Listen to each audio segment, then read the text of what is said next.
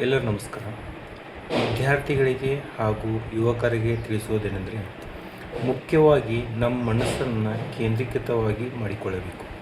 ಸ್ಪಷ್ಟವಾಗಿ ಮನಸ್ಸು ಯಾವ ಥರ ಕೇಂದ್ರೀಕೃತವಾಗಿ ಚಂಚಲ ಇರಬಾರ್ದು. ಶಾಂತತೆಯನ್ನು ಡೈಲಿ ಕೂಡ ಇದನ್ನು ಒಂದು ರೂಟೀಷನ್, ಮನಸ್ಸು ಕೇಂದ್ರೀಕೃತವಾಗಿ ಮಾಡಿಕೊಳ್ಳುವುದು ಒಂದು ರೂಟೀಷನ್ನಲ್ಲಿ ಕಂಪಲ್ಸರಿ ಇರಬೇಕು.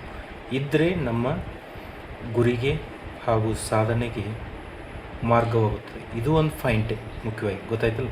ಮನಸ್ಸು ಯಾವ ಥರ ಕೇಂದ್ರೀಕೃತ, ಒಂದು ಸಿಂಪಲ್ ಹೇಳ್ತೀನಿ ನೋಡಿ.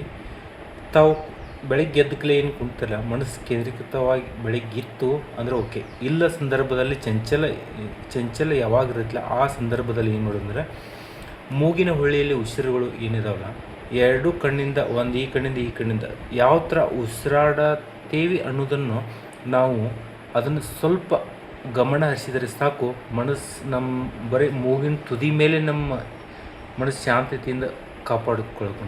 ಗೊತ್ತಾಯ್ತಾ? ಈ ಥರ ಒಂದು ಟ್ರಿಕ್ಸ್ ನೋಡಿ, ಕರೆಕ್ಟಾಗಿ ಆಗ್ತೈತಿಲ್ಲ ಅನ್ನೋದು ಕಮೆಂಟ್ ಮಾಡಿ. ಓಕೆ, ನಮಸ್ತೆ.